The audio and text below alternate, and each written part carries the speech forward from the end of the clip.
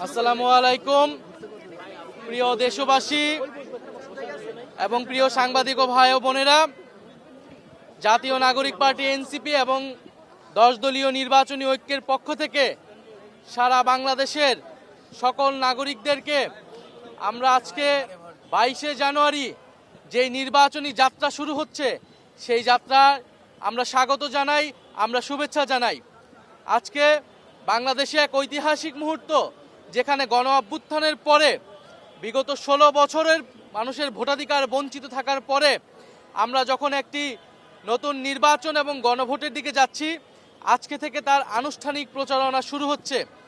আমরা জাতীয় নাগরিক পার্টি এনসিপি এই ঢাকা বিশ্ববিদ্যালয় এলাকায় অবস্থিত এই 3 নেতার মাজার এবং শহীদ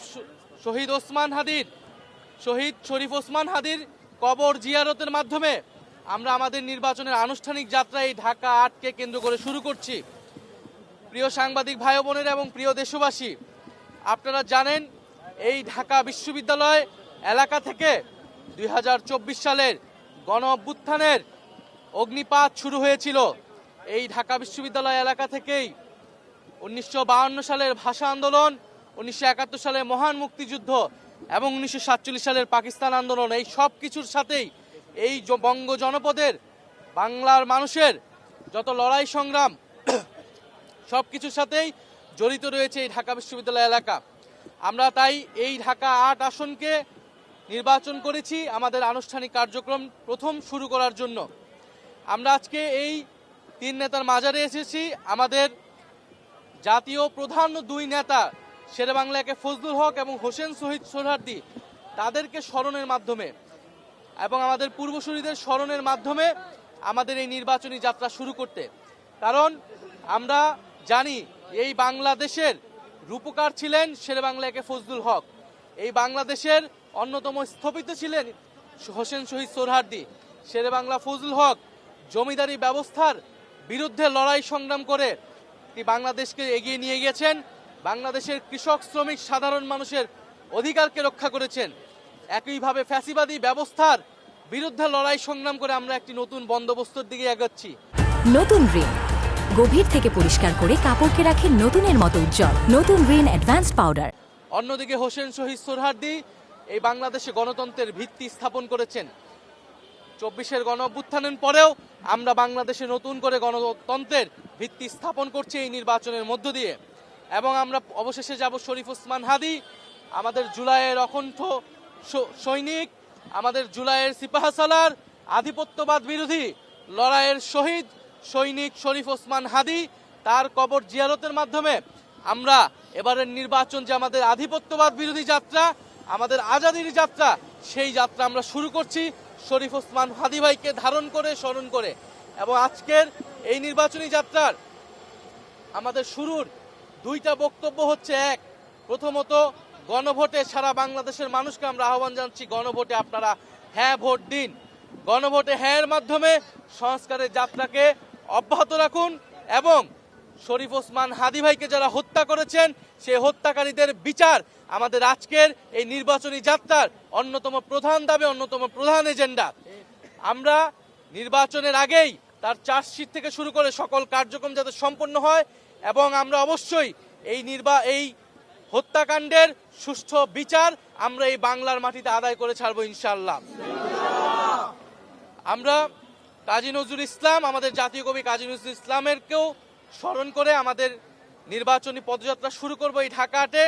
এবং আপনারা জানেন এই ঢাকা 8 এলাকায় জাতীয় নাগরিক পার্টি এনসিপি এবং 10 দলীয় ঐক্যজোটের পক্ষ থেকে আগামী নির্বাচনে সংসদ পদে প্রতিদ্বন্দ্বিতা করছেন জনাব নাসির উদ্দিন পাটোয়ারি।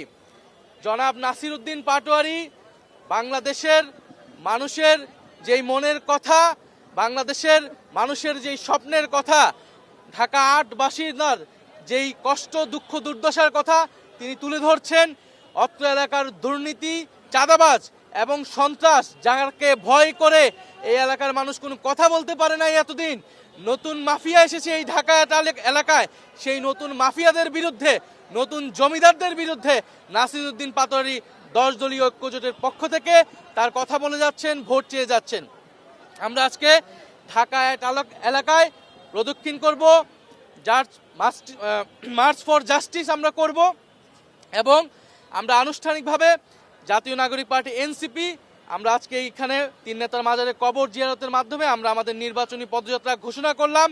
সারা বাংলাদেশের মানুষের প্রতি আমরা আহ্বান জানাচ্ছি, আপনারা 10 দলীয় ঐক্যজোটকে বিজয়ী করুন, 10 দলীয় ঐক্যজোটের মার্কাকে বিজয়ী করুন এবং জাতীয় নাগরিক পার্টি এনসিপির সারা দেশে যেই 30 জন প্রার্থী রয়েছে সেই 30 জন প্রার্থীকে শাপলা কলি মার্কায় বিজয়ী করে সংসদে পাঠান। সংসদে জাতীয় নাগরিক পার্টি এবং এনসিপি এবং 10 দলীয় ঐক্যজোট আপনার সাধারণ মানুষের কথা বলবে, গণ অভ্যুত্থানের কথা বলে, সংস্কারের কথা বলবে, সার্বভৌমত্বের কথা বলবে।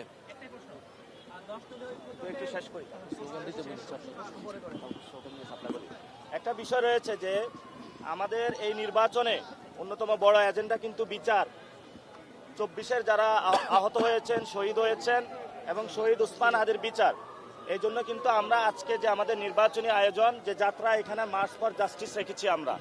আমরা ইনশাল্লাহ ওসমান হাদি ভাইয়ের কবর জিয়ারত করব, করে ইনশাল্লাহ আমরা হাঁটতে হাঁটতে মতিঝিল পর্যন্ত যাব মার্চ ফর জাস্টিসের জন্য। আপনারা যারা এখানে প্রশ্ন করবেন, প্রশ্নটা আজকে নির্বাচনী যাত্রা এবং এই রিলেটেড রাখার জন্য আমি সম্মানিত সাংবাদিক ভাই যারা রয়েছেন তাদের কাছে অনুরোধ করছি। আমাদের প্রশ্ন ছিল, যদিও নির্বাচন বেশ দূরে, তারপরেও যদি আজকে প্রথম দিন প্রচারণার 10 দলীয় ঐক্যজোট নির্বাচনের ফলাফলের ব্যাপারে কেমন প্রত্যাশা করে? 10 দলীয় নির্বাচনী ঐক্য বিপুল ভোটে জয়ী হয়ে সরকার গঠন করবে। আমরা এটাই প্রত্যাশা করি। বাংলাদেশের সাধারণ মানুষ আমাদের সাথে আছেন এবং জুলাইয়ের আকাঙ্ক্ষাকে ধারণ করে সংস্কারের অগ্রযাত্রাকে নিয়ে যেতে হলে 10 দলীয় ঐক্যজোটের জয় লাভের কোনো বিকল্প নাই। গণভোটে হ্যাঁ বলি, জিতবে এবার শাপলা কলি। গণভোটে হ্যাঁ বলি, জিতবে এবার শাপলা কলি। জিতবে এবার শাপলা কলি। গণভোটে হ্যাঁ বলি, গণভোটে হ্যাঁ বলি, জিতবে এবার শাপলা কলি। জিতবে এবার শাপলা কলি। গণভোটে হ্যাঁ বলি, গণভোটে হ্যাঁ বলি, জিতবে এবার শাপলা কলি। গণভোটে হ্যাঁ বলি, জিতবে এবার শাপলা কলি। জিতবে এবার শাপলা কলি। গণভোটে হ্যাঁ বলি। আবু সাঈদ মুগ্ধ, শেষ হয়নি যুদ্ধ, শেষ হয়নি যুদ্ধ। আবু সাঈদ মুগ্ধ, আবু সাঈদ মুগ্ধ, শেষ হয়নি যুদ্ধ। ভাই লাস্ট প্রশ্ন, লাস্ট প্রশ্ন। আপনারা নানা সময় বলেছেন ফেব্রুয়ারিতে নির্বাচন হবে কিনা, এটা নিয়ে সংখ্যা প্রকাশ করেছেন। সেক্ষেত্রে 12 তারিখে নির্বাচন হবে এমন বলা হচ্ছে, তো সেই জায়গায় আপনারা সংখ্যা মুক্ত কিনা বা কোন সংখ্যা আছে কিনা? আইন শৃঙ্খলাভাবে সরকারি যে পদক্ষেপ নিচ্ছে বা হচ্ছে, আপনাদের সন্তুষ্ট কিনা বা পরিস্থিতি কোন দিকে? আমরা যে কোনো মূল্যে 12ই ফেব্রুয়ারি নির্বাচন অনুষ্ঠিত হোক এটা চাই। সেই নির্বাচনে জয়লাভ করে আমরা সংসদে যেতে চাই। আমাদের সামনে এটাই এখন একমাত্র এজেন্ডা। সরকারের জায়গা থেকে নির্বাচন কমিশন নিরপেক্ষ আচরণ করছে না, এটা আমরা বিভিন্ন সময় বলে আসছি। তারা একটি বিশেষ দলকে বিশেষ ধরনের সুবিধা দিচ্ছে।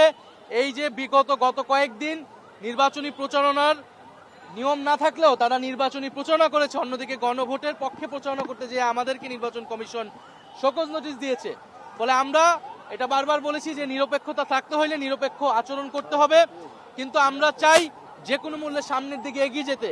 জাতীয় নাগরিক পার্টি এনসিপি সংস্কারের পক্ষে যেরকম দৃঢ় অবস্থান ছিল, বিচারের পক্ষে যেরকম দৃঢ় অবস্থান ছিল, একইভাবে নির্বাচন এবং গণভোটের পক্ষে তারা দৃঢ় অবস্থান আছে। যে কোনো মূল্যে আমরা সুষ্ঠু নির্বাচন 12ই ফেব্রুয়ারি যাতে নিশ্চিত হয়, সেজন্য যা যা করা প্রয়োজন তা আমরা করব।